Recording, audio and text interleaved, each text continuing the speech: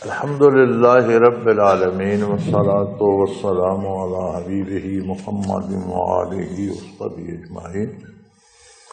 اعوذ باللہ من الشیطان الرجیم، بسم اللہ الرحمن الرحیم۔ وعن ابی ہریرہ رضی اللہ تعالی عنہ قال قال رسول اللہ صلی اللہ علیہ وسلم قال اللہ تعالی یؤذینی ابن آدم یسب الدہر وأنا الدہر بید الامر اقلب اللیل والنہار متفق علیہ او کما قال رسول اللہ صلی اللہ علیہ وسلم۔ حضرت ابو ہریرہ رضی اللہ تعالی عنہ سے روایت ہے، رسول اللہ صلی اللہ علیہ وسلم نے فرماتے ہیں اللہ کریم آدم کا بیٹا مجھے ایذا دیتا ہے، وہ زمانے کو گالی دیتے اور میں زمانہ ہوں، میرے ہاتھ میں حکم ہے، رات اور دن کو میں بدلتا ہوں۔ بڑی عجیب بات ہے رب جلیل کا یہ ارشاد۔ عموماً ہمارا عام انسانوں کا یہ رویہ ہے کہ ایک جملہ کہہ دیا جاتا ہے زمانہ ہی خراب ہے، کہیں کوئی ظلم ہوتا ہے، کوئی برائی ہوتی ہے تو کہا جاتا ہے زمانہ ہی خراب ہے، یا جو کم از کم کہتا ہے بندہ تو اسے یہ شکوہ ہوتا ہے میری قسمت خراب ہے۔ حضور اکرم صلی اللہ علیہ وسلم کا ارشاد ہے، اللہ کریم فرماتے ہیں کہ لوگ یہ جملہ کہہ کر مجھے ایذا دیتے۔ اگر کوئی یہ کہتا ہے کہ حالات کو بنانے بگاڑنے میں زمانہ مؤثر ہے تو زمانے کی تو کوئی حقیقت نہیں،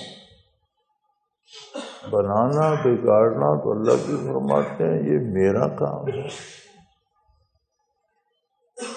اور اس بارے میں قرآن کریم میں ارشاد ہے کہ جو پریشانیاں، جو مصیبتیں، جو دکھ، جو تکلیفیں آتی ہیں بما کسبت ایدیکم،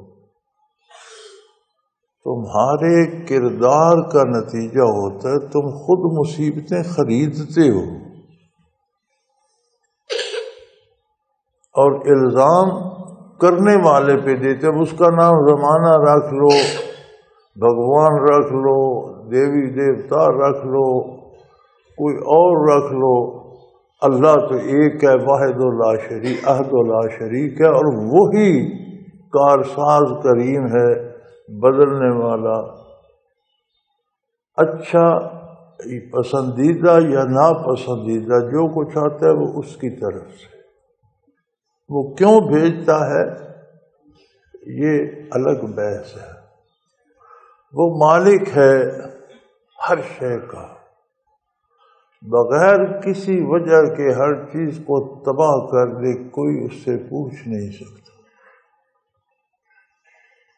آپ ایک مکان بناتے ہیں، کروڑوں روپے خرچ کرتے ہیں، بنانے کے بعد آپ ایک بلڈوزر لگا کے اسے تہس نہس کر دیں، کوئی آپ کو روک سکتا ہے؟ آپ کا اپنا ہے، آپ نے پیسے اپنے خرچ کیے، وقت اپنا خرچ کیا، اپنی مرضی سے بنایا، اپنی مرضی سے گرا دیا، کسی کا کیا ہے؟ کائنات اس کی اپنی ہے، اس نے خود بنائی، کسی کی اس میں کوئی شراکت ہے؟ کوئی بنانے میں کسی نے مدد کی، یا کوئی کسی نے مٹیریل فراہم کیا، یا کسی نے مشورہ دیا، یا نقشہ بنوایا، کیا کیا کسی نے؟ وہ ساری کائنات کو آنے واحد میں تباہ کر دے، مٹا دے، کوئی اس پر سوال نہیں کر سکتا، اس کی اپنی ہے۔ اس کے باوجود وہ کریم فرماتا ہے کہ تم نہ بگاڑو تو میں نہیں بگاڑوں، بلکہ منع فرماتا ہے لا تفسدوا فی الارض بعد اصلاحها، میں نے جو نظام بنایا ہے وہ سارا بہت خوبصورت، اس میں کوئی کمی کوئی خامی نہیں ہے، سارا اصلاح شدہ ہے، سارا بہت بہترین ہے۔ تمہارا عقیدہ اور عمل اس میں خرابیاں پیدا کرتا ہے۔ فرمان لا تو تم کیوں فساد پیدا کرتے ہو؟ اگر خرابی انسانی اقدار اور انسانی اعمال اور انسانی رویوں سے آتی ہے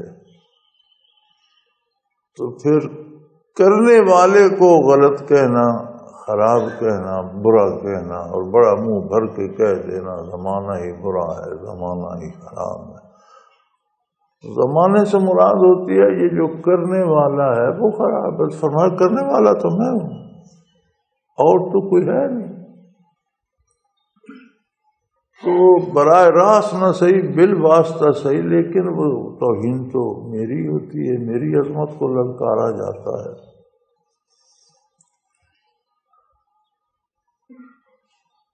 کہتے ہیں میری قسمت ہی خراب ہے۔ میری قسمت بنانے والا خراب بناتا ہے؟ قسمت بنانے والا کون ہے؟ تو وہ غلطیاں کرتا ہے، خراب بنا دیتا ہے، ایسی نہیں بات، اس نے بڑی خوبصورت بنائی ہے، ہم خود اسے خراب کرتے ہیں، ہمارا کردار اسے بگاڑتا ہے۔ اس نے ہمیں اختیار دیا ہے، دونوں راہیں دکھا دی ہیں، ہدیناہ السبیل اما شاکرا و اما کفورا، دونوں راستے دکھا دیے ہیں، جہاں کھڑے ہو تم یہاں سے دو راستے ہیں، ایک دائیں کو جاتے ہیں، ایک بائیں کو جاتے۔ دائیں پر چلو گے تو یہ شکر کا راستہ ہے، بائیں نکلو گے تو یہ ناشکری کا ہے، ناشکری کرو گے تو اس کے نتائج آئیں گے۔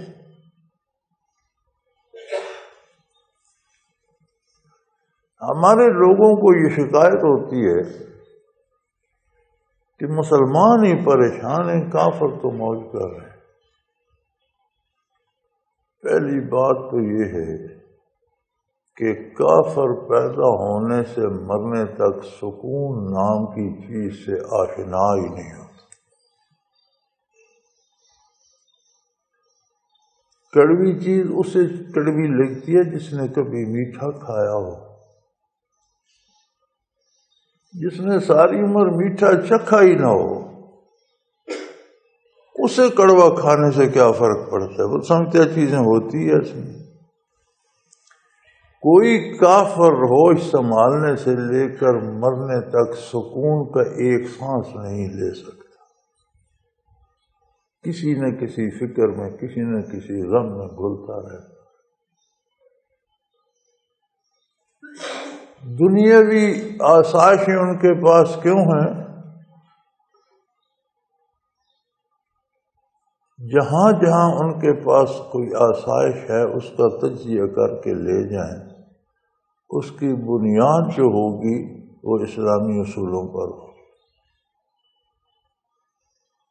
اگر ان کے پاس دولت ہے تو ان کا کاروبار اسلامی اصولوں کے مطابق۔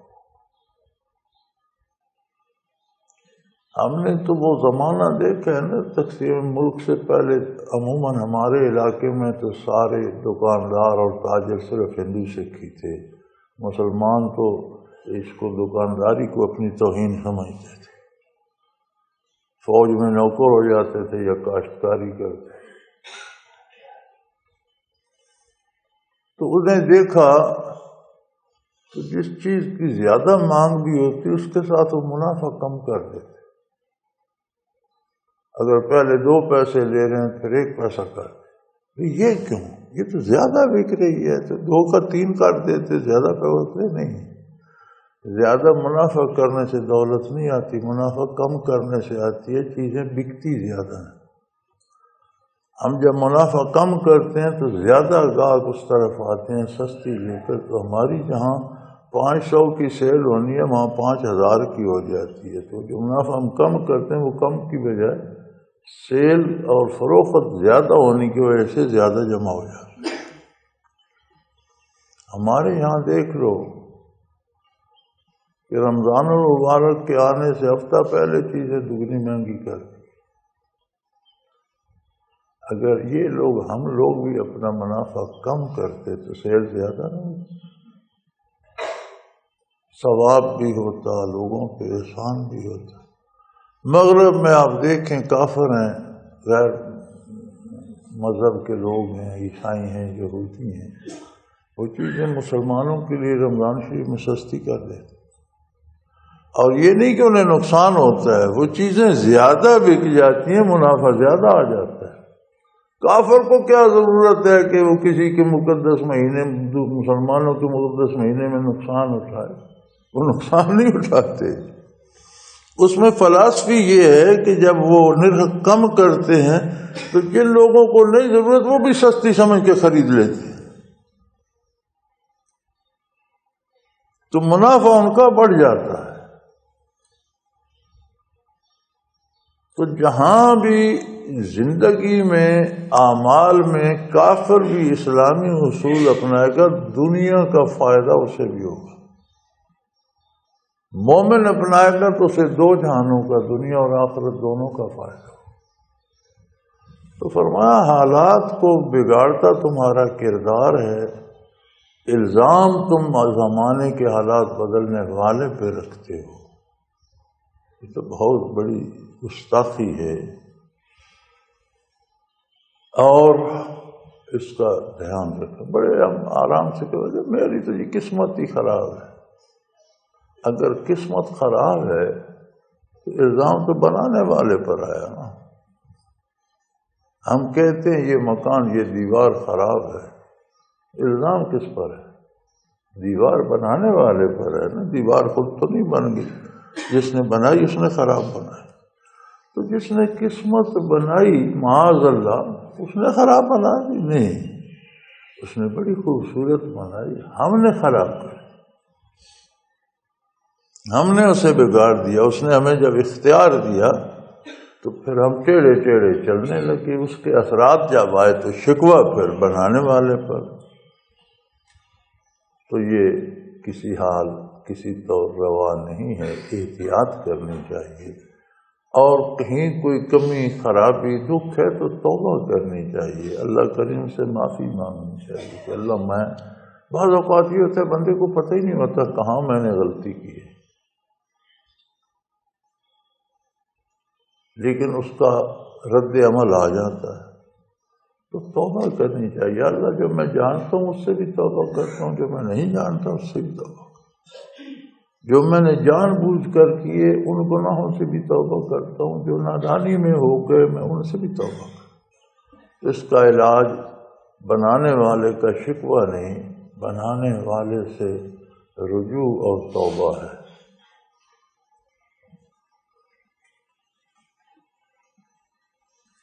وعن ابی موسیٰ الاشعری رضی اللہ تعالی عنہ قال قال رسول اللہ صلی اللہ علیہ وسلم ما احدا اصبر على اذى يسمعه من الله يدعون له الولد ثم يعافيهم ويرزقهم۔ حضرت ابو موسیٰ اشعری رضی اللہ عنہ سے روایت ہے، رسول اللہ صلی اللہ علیہ وسلم نے فرمایا تم میں سے کوئی ایذا دہ باتوں کو سنتا ہے اور اس پر اللہ سے بڑھ کر صبر کرنے والا نہیں، یعنی جتنی لوگ ایذا دینے والی ناپسندیدہ باتیں کرتے ہیں لوگوں کے بارے، ہمارے بارے، سننے والے کے بارے، اور پھر ہم صبر کرتے ہیں اور سمجھتے ہیں ہم نے بڑا تیر مارا، فرمایا اللہ کریم سب سے زیادہ برداشت کرتے ہیں، صبر کرتے ہیں، اور پھر ایسے کریم ہیں کہ لوگ تو ان کے لیے اولاد ثابت کرتے ہیں اور وہ پھر ان کو عافیت دیتے ہیں اور رزق دیتے ہیں۔ ہم نے تو کسی کا کوئی تحفظ نہیں کرنا ہوتا، کسی کو رزق نہیں دینا ہوتا، کسی کو زندہ رکھنا نہیں ہوتا۔ ہمارا صبر تو صرف یہ ہوتا ہے کہ اس نے تو بڑی زیادتی کی، میں نے صبر کیا کہ رد عمل میں سے کا کچھ بگاڑا نہیں، اسے نقصان نہیں پہنچا۔ فرمایا اللہ ایسا کریم ہے کہ لوگ اتنی بڑی گستاخی کرتے ہیں کہ اس کے لیے لڑکا ثابت کرتے، لیکن وہ اتنا کریم ہے کہ پھر انہیں برداشت کرتا ہے، جب تک مہلت دی ہے تب تک نبھاتا ہے۔ ان کے وجود میں بھی 10 کھرب سیل ہیں ہر وجود میں، ہر سیل کو پال رہا ہے، بنا رہا ہے، مٹا رہا ہے۔ زندگی کی سہولتیں ہوا ان پر بند نہیں کی، سورج کی روشنی بند نہیں کی، رزق کے دروازے بند نہیں کیے، اولاد کوئی دنیا کی نعمت بند نہیں کی۔ یہ الگ بات کہ انہیں اگر سکون نصیب نہیں ہے تو خود انہوں نے سکون کا راستہ چھوڑ دیا۔ ایک بندہ ایک طرف باغات ہوں، ایک طرف ویرانہ اور جنگلات ہوں، وہ راستہ جنگل کا اختیار کرے اور پھر کہ میرے راستے میں کوئی باغ نہیں آیا تو اس کا شکوہ بے جا ہے۔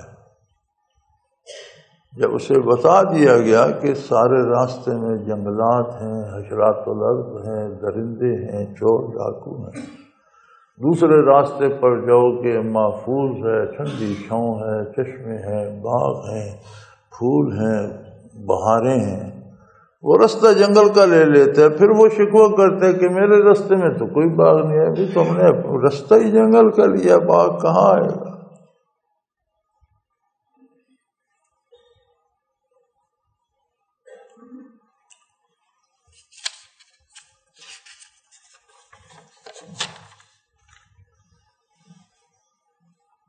وعن معاذ رضی اللہ تعالی عنہ قال كنت ردف النبی صلی اللہ علیہ وسلم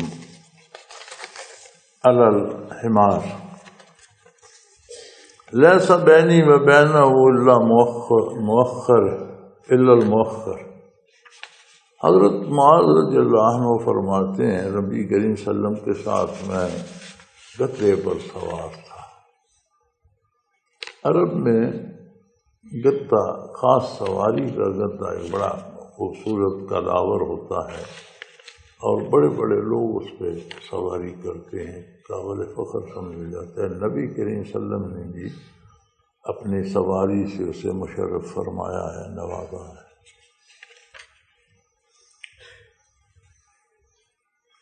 ہمارے ایک ساتھی ہوتے تھے مکہ مکرمہ میں، سراج صاحب اللہ میں محفوظ رکھے اور ان پر رحم فرمائے، تو وہ چابیاں بناتے تھے، تالوں کے بڑے کاریگر ہیں اس میں، اب تو یہی ہوتے ہیں پاکستان میں۔ تو ان کے پاس ایک عرب آیا، گدھے پر سوار تھا، اور مجھے یاد نہیں گاڑی اس کی کمبیوک تھی یا کس طرح کی، بہت قیمتی گاڑی تھی۔ وہ چابی اٹھائی ہوئی تھی کہ میری گاڑی کی چابی خراب ہو گئی ہے، مجھے اس کی ڈپلیکیٹ، انتہائی قیمتی کی گاڑی کی چابی اٹھائی، سوار گدھے پر۔ تو یہ ہمارے والے گدھے نہیں، گھٹیا قسم کے اعلیٰ نسل کے کداور اچھے گدھے ہوتے ہیں اور سواری کے لیے استعمال ہوتے ہیں۔ تو معاذ رضی اللہ فرماتے ہیں کہ میں نبی کریم صلی اللہ علیہ وسلم کا ردیف تھا، یعنی آپ کے پیچھے سوار تھا، اور لیس بینی و بینہ الا مؤخرۃ الرحل، اور جو اس پر کاٹھی پڑی ہوئی تھی اس کے پیچھے جو سیٹ بنی ہوتی ہے، لکڑ کی بنی ہوتی ہے، اس لکڑی کے علاوہ میرے اور رسول اللہ صلی اللہ علیہ وسلم کے درمیان کوئی چیز حائل نہیں تھی۔ وقال یا معاذ هل تدری ما حق اللہ علی عبادہ، اے معاذ تو جانتا ہے کہ اللہ کے اپنے بندوں پر حق کیا ہے؟ وما حق العباد علی اللہ، اور بندوں کا اللہ پر کیا حق ہے؟ قلت اللہ ورسولہ عالم، تو میں نے عرض کی اللہ اور اللہ کا رسول بہتر جانتے ہیں۔ یہ صحابہ کرام کی عادت مبارک تھی، جب بھی کسی چیز کے بارے حضور پوچھتے تو اپنی رائے نہیں دیتے تھے، خاموش رہتے تھے اور عرض کرتے تھے کہ اللہ بہتر جاننے والا ہے یا اللہ کا رسول جاننے والا ہے، کیونکہ اللہ کی طرف سے علم براہ راست اللہ کے رسول کو نصیب ہوتا ہے، وہ قاسم ہے، تقسیم کرنے والا ہے صلی اللہ علیہ وسلم۔ ہم وہاں سے خیرات پاتے ہیں تو ہم کیسے جانتے ہیں؟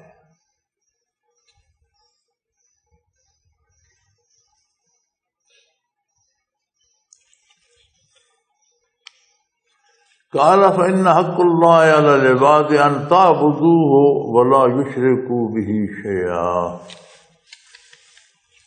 چند الفاظ میں ایک کائنات سمو صلی اللہ علیہ وسلم. آپ کے معجزات میں سے ہے کہ آپ کو جوامع الکلم عطا فرمائے. ایسے کلمات جو لفظ تو چند ہوتے ہیں لیکن اس میں کائنات سمٹی ہوئی. اب ایک چند حروف کے ایک جملے میں پوری انسانی زندگی سمو دی رسول اللہ. اللہ کا حق بندوں پر یہ ہے یا بدو ہو اس کی عبادت کرے. عقیدے سے لے کر تا دم واپسی ہر عمل یا عبادت ہے یا نافرمانی.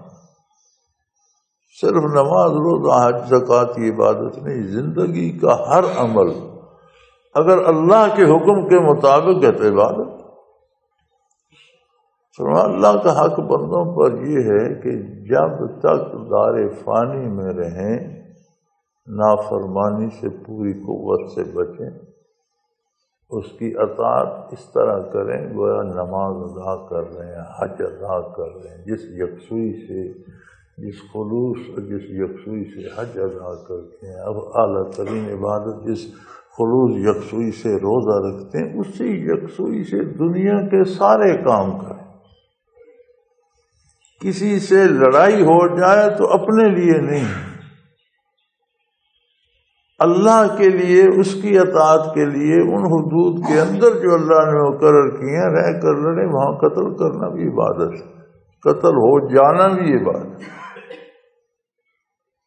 جان لینا بھی عبادت ہے، جان دینا بھی عبادت. جہاں وہ امن دے دے وہاں امن عبادت، جہاں وہ جاگنے کا حکم دے دے جاگنا عبادت ہے، جہاں سونے کی اجازت دے سو جانا عبادت ہے. جس طرح کمانے کی اجازت دی ہے اس طرح کمانا عبادت ہے، جہاں خرچ کی اجازت دی ہے وہاں خرچ کرنا عبادت ہے. تو رسول صلی اللہ علیہ وسلم نے فرمایا کہ اللہ کا حق ہے کہ اس کے بندے زندگی کا ہر لمحہ اس کی رضا کے لیے صرف کریں، اور اس طرح کریں وَلَا يُشْرِكُوا بِهِ شَيْئًا، رائی برابر. یا یہ نہیں فرمایا کسی کو اس کا شریک نہیں، فرمایا نہیں، رائی برابر کسی چیز کو بھی اس میں شریک نہ کریں. حکومت کی خوشی کے لیے، کسی بڑے کی خوشی کے لیے، بچوں کی خوشی کے لیے، بیوی کی خوشی کے لیے یہ کام کر کے بارے اس کی رضا کے لیے کرو. وہ راضی تو سب راضی، وہ ناراض تو کسی کے راضی ہونے کا فائدہ کیا. اب یہ اتنا مشکل کام ہے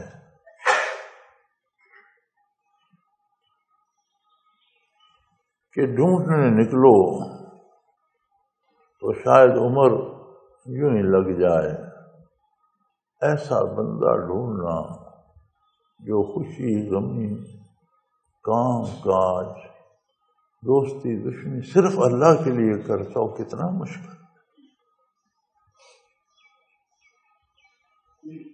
ہماری زندگی گزر جاتی ہے بندوں کو راضی کرتے جو ہمیں جانتے ہی نہیں. اور جی لوگ کیا کہیں گے، کمال ہے. پر لوگ کون ہوتے ہیں؟ نہ وہ تمہیں جانتے ہیں نہ تم انہیں جانتے ہو، تو کہیں گے کیا. ہماری زندگی اس میں گزر جاتی ہے کہ یہ کیا کروں، لوگ کیا کہیں گے. بھئی لوگوں کو چھوڑو، لوگ کی جگہ اللہ لکھو اور یوں پڑھو کہ یہ کروں گا تو اللہ کریم کیا کہیں گے. تو تلاش کرنے نکلو تو بڑی مشکل ہے کہ کوئی ایسا بندہ مل جائے. ہماری زندگی صرف ہو جاتی ہے. یہ تو اس کا کرم ہے کہ اس کے باوجود ہمیں توفیق دے دیتا ہے نماز پڑھنے کی، حلال کھانے کی، کلمہ پڑھنے کی، ناراض ہو کر ہم پر سجدہ بند نہیں کرتا، ورنہ ہم تو شاید سجدے بھی لوگوں کے لیے کرتے رہے۔ اعتکاف بیٹھوں گا تو لوگ کہیں گے، وہ لوگ کیا کر کے دیں گے؟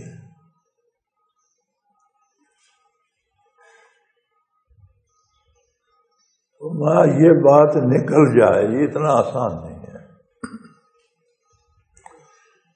یہی تو سارے کا سارا اسلام ہے کہ جو کرو اس میں بھی نظریہ یہ ہو کہ اللہ کریم قبول فرمائے، اور جو چھوڑ دو وہ بھی اللہ کی رضا کے لیے ہو کہ یہ میں نہیں کرتا، میرا رب مجھ سے راضی رہے۔ تو پوری انسانی زندگی کا، سوچوں کا، فکر کا تجزیہ فرما دیا حضور اکرم صلی اللہ علیہ وسلم۔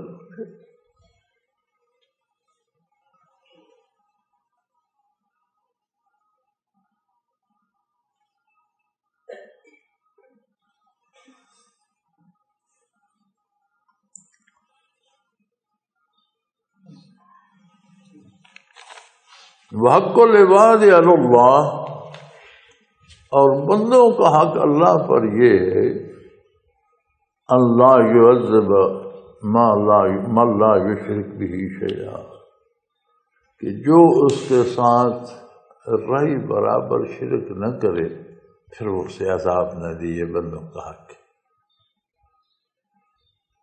جو بندہ زندگی بھر کسی طرح کا کوئی شرک نہ کرے، کسی کی خوشی، کسی کی رضا کے لیے جیے مرے نہیں، اللہ کی رضا کے لیے زندگی بسر کر جائے، پھر اس کا اللہ پر حق ہے کہ اللہ اسے عذاب نہ کرے۔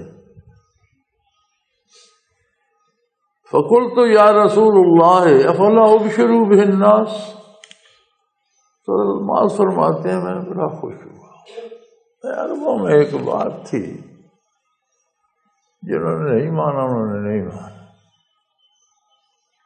جنہوں نے مانا انہوں نے ماننے کی حد کر دی، مان کر دکھا دیا۔ اور مکہ مکرمہ میں کوئی منافق نہیں تھا، یا مومن تھے یا کافر۔ مدینہ منورہ میں جب ریاست بنی تو پھر کچھ لوگ ایسے تھے جو کچھ یہودی تھے، کچھ غیر مذاہب کے تھے، انہوں نے ریاست سے فائدہ اٹھانے کے لیے اپنے اوپر اسلام کا رنگ چڑھایا، اندر سے وہ عقائد کی غلطیں دور نہ کی، وہ منافق کہلائے۔ تو وہ بڑے خوش ہوئے کہ یہ تو کام ہو گیا، ہم نے جب مانا تو مانا، بات ختم ہو گئی۔ تو میں سب ساتھیوں کو بتاؤں کہ عذاب سے تو ہم بچ گئے الحمدللہ۔ تو میں انہوں نے عرض کی یا رسول اللہ، فقلت یا رسول اللہ فلا ابشر بہ الناس، میں لوگوں کو خوشخبری سنا دوں کہ موج ہو گئی، میں تو کوئی عذاب نہیں ہوگا۔ قال لا، آپ نے فرمایا نہیں، لوگوں کو مت بتانا، لا تبشرہم، انہیں خوشخبری نہ سنانا، میں نے تمہیں بات بتائی ہے، لوگوں کو خوشخبری نہ سنانا۔ فیتکلوا، پھر یہ اسی پر بھروسہ کر لیں گے کہ وہ جگہ ہم توحید کو مانتے ہیں، بس ٹھیک ہے، اور عبادات کی اور مشقت کی کیا ضرورت ہے۔ تو فرمایا لوگ سادے ہیں، اعمال چھوڑ کر بیٹھ جائیں گے کہ جب اللہ کے ساتھ بھروسہ کر لیے، شرک نہیں کرتے تو اور نماز روزے کی اور حج زکوٰۃ کی کیا ضرورت ہے، کہ نجات ہوگی، ہمیں زیادہ کی ضرورت نہیں۔ تو فرمایا لوگوں کو نہ بتانا۔ سو انہوں نے اس وقت تو لوگوں کو نہ بتایا، اور وقت وصال، وقت نزع، پھر انہوں نے یہ حدیث بیان کی کہ میرے پاس رسول اللہ صلی اللہ علیہ وسلم کی امانت ہے تو میں قوم کو دے کر جاؤں۔ پھر ساری زندگی انہوں نے اس کی حفاظت فرمائی۔ این نزع کے وقت، آخری وقت جب آ گیا تو پھر فرمایا کہ ایک حدیث میرے پاس محفوظ ہے جو نبی کریم نے منع فرمایا تھا لوگوں کو بتانے سے، لیکن اب میں ساتھ نہیں لے جانا چاہتا، اللہ اللہ کے رسول کی امانت ہے امت کو پہنچا دوں۔ تو بھائی بڑے سادہ سے دو جملے ہیں، لیکن انسانی سوچ اور فکر سے لے کر اور عمل اور کردار تک کی منظر کشی کر دی۔ بنیادی طور پر ہم اگر تھوڑی دیر یہ سوچا کریں، سب چیزوں سے ہٹ کر تنہا خالی ہو کر، کہ میں کس کے لیے جی رہا ہوں، میں جو کام کرتا ہوں تو کیا مراد ہوتی ہے، کہ کون کیا کہے گا، کیسا محسوس کرے گا، جو نہیں کرتا وہ کیوں نہیں کرتا، اور اگر پہلے کوئی کمی ہے تو وہاں مجھے اللہ کریم کا نام لکھنا چاہیے۔ جو کام میں اللہ کی رضا کے لیے کروں، اگر وہ سارے زمانے کو ناپسند ہے تو ہوا کر، جو میں نہیں کرتا اس لیے نہیں کرتا کہ اللہ کریم نے اس سے روک دیا، ساری دنیا وہ کرتی ہے تو کرتی رہے۔ پتہ ہے ہم دلیل کیا دیتے ہیں، یہ کیوں یار سارے کر رہے ہیں، تم ساروں کے ساتھ ہو یا اللہ کی بارگاہ میں؟ نبی اکرم صلی اللہ علیہ وسلم نے یہ بنیادی باتیں تعلیم فرما دیں کہ زندگی جو بسر کر رہے ہو، کبھی چند لمحے یہ بھی سوچ لیا کرو کہ کہاں بسر کر رہا ہوں، کیوں کر رہا ہوں، کس کی خوشی کے لیے کر رہا ہوں، کرنی کہاں چاہیے، میں کر کہاں رہا ہوں۔ تو اللہ کریم ہدایت نصیب فرما دیتے ہیں، وہ بہت کریم ہیں الحمدللہ۔